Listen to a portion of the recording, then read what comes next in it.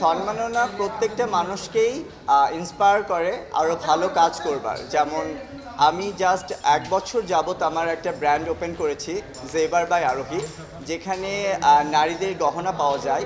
তো সেটা নিয়ে আমি 1 বছরে কাজ করাতে যেহেতু আমি এই অ্যাওয়ার্ডটি পেয়েছি, তার মানে এটা আমাকে আরও সামনে এটাকে আরও বড়োভাবে এবং আরও সুন্দরভাবে এগিয়ে নিয়ে যাওয়ার জন্য আমাকে ইন্সপায়ার করে।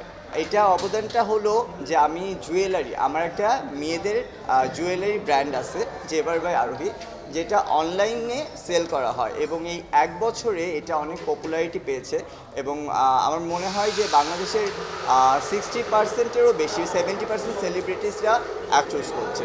অন্যান্য জুয়েলারি এবং আমার মধ্যে আমার মনে হয় যে এক্সক্লুসিভিটি একটা ডিফারেন্স, সেটা হলো কিছু ডিজাইনার কালেকশন। যেহেতু আমি একজন মডেল বা আমি একজন আর্টিস্ট, তো সেক্ষেত্রে আমি নিজে আমার জন্য যেমন আমি চুজ করে পড়তে পছন্দ করি একটা গহনা, যে আমি আসলে কেমন টাইপ কী ওকেশনে যাচ্ছি, তো আমি সেইটাই আমার কাস্টমারদের জন্যও ভেবে আমি কালেকশনটা বের করি। তো আমার মনে হয় সেক্ষেত্রে অন্যান্য জায়গা থেকে আমার এখানে তারা ডিজাইনটা পেতে স্বাচ্ছন্দ্য বোধ বেশি করে।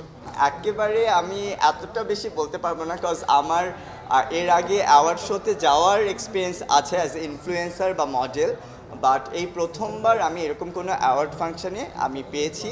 তবে আমি যতদূর জানি যে আমার জুয়েলারি ব্র্যান্ডটি নিয়ে আমি যতদূর কাজ করছি সেটার জন্যই আমি পেয়েছি। কোনো স্পন্সর করিনি।